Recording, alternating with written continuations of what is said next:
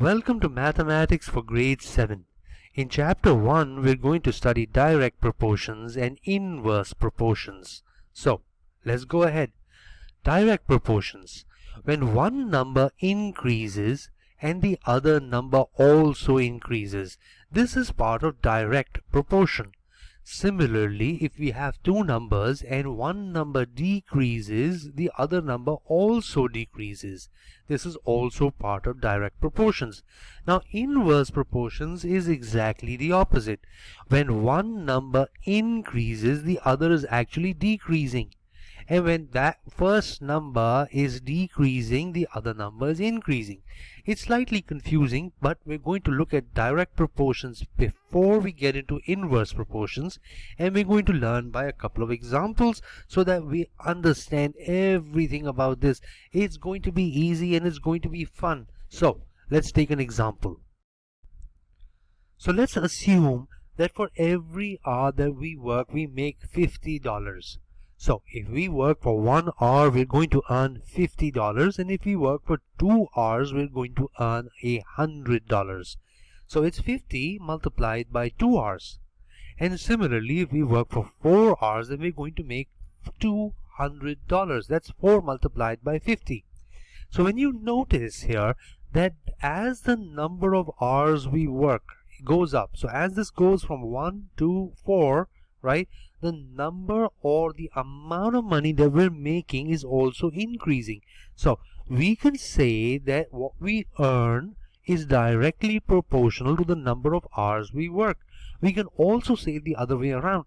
We can say that the number of hours that we work is also directly proportional to the money that we earn.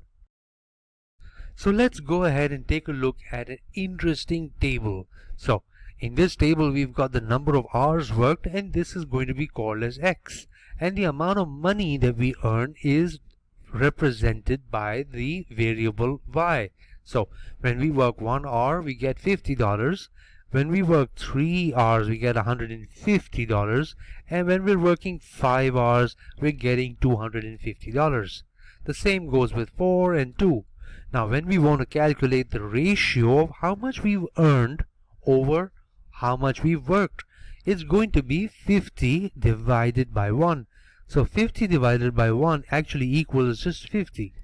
How about we take a look at this one? So 100 divided by 2 is also equal to 50. Similarly, 150 divided by 3 is again also equal to 50. So the entire point of this table, I want you to go ahead and look at all of these, right? The entire point is that the ratio always remains the same. It's always 50 to 1. All of these are 50 to 1. Now, when it comes to answering any kind of question that you're asked about direct or inverse proportions, always remember, you need to question yourself. You need to ask yourself, given the numbers, that is this going to be directly proportional or is it going to be inversely proportional? And you have to do this every time before solving any question. So let's try to solve some questions now. So this is an easy question. If 10 packets of flour cost $30, what is the cost of 4 packets of flour? If you remember, we've done this question a number of times in grade 6, and we can do it once again just to do a little recap.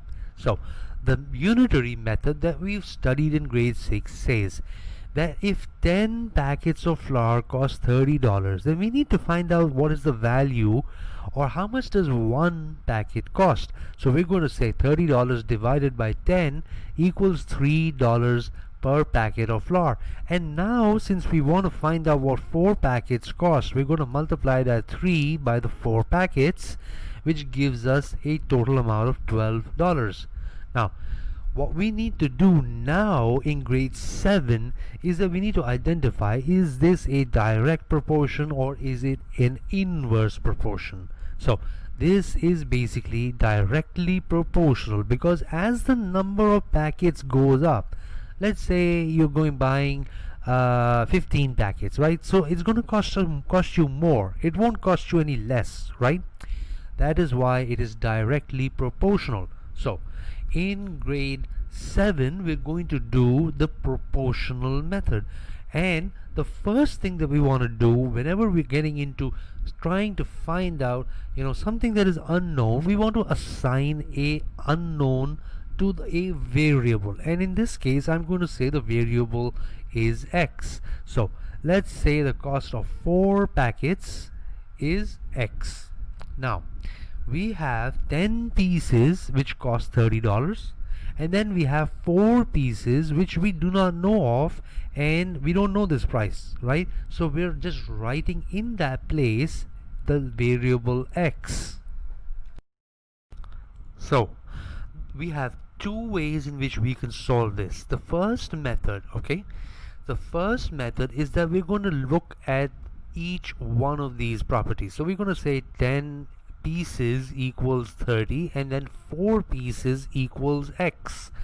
And now what we can say is that we're going to divide x by 4, right? So I made these boxes to show you that we're going to just use this particular box. We can't say x divided by 30, or we can't say 4 divided by 10.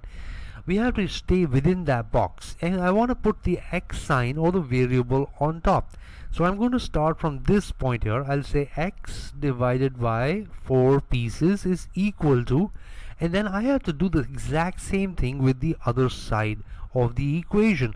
I can't start with this side. Since I started from the x, I have to start from this same side as well. I'm going to say 30 divided by 10. And now that I have this equation, I know that I want to get rid of the 4 on the left side, and I want to bring it on this side. So this is again something that we studied in algebra in our grade 6 class.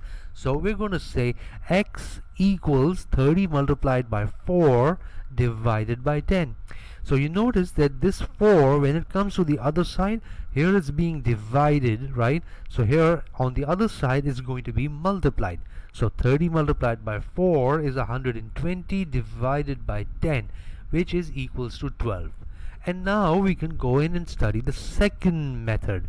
So in the second method, we're going to take those boxes away, and then we're going to say that we can draw the boxes in this manner as well. Basically what we want to do is that if you choose the previous method, then we're going to use it in a horizontal line, and in the second method we can use them vertically.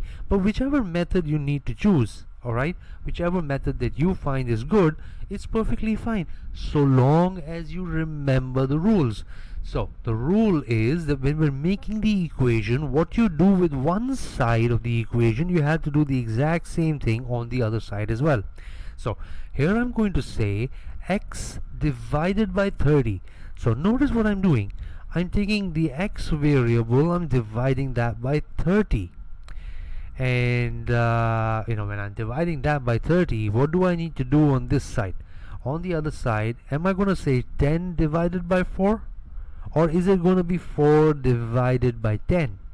So remember that since x went up, right, x is above the 30, so we're going to use the 4 and place that above the 10, right? So x divided by 30 means 4 divided by 10. And now we can multiply. We want to take the 30 over to the other side. That's going to be 30 multiplied by 4 divided by 10, which gives us an answer of 12. Now in all 3 of these cases we got the same answer.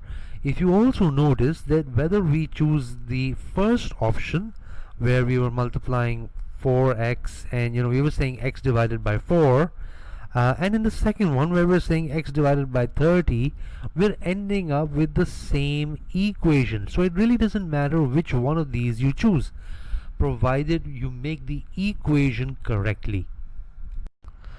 And now let's go ahead and do another question. If 100 grams of sugar costs $4.5, what is the cost of 250 grams of sugar?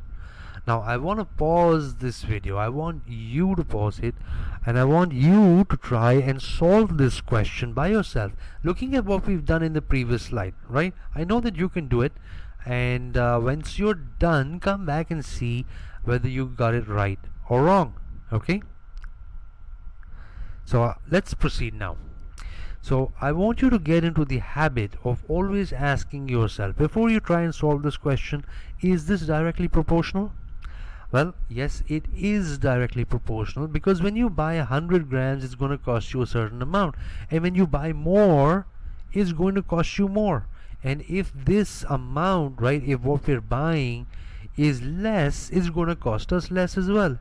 And that is the definition of directly proportional, right?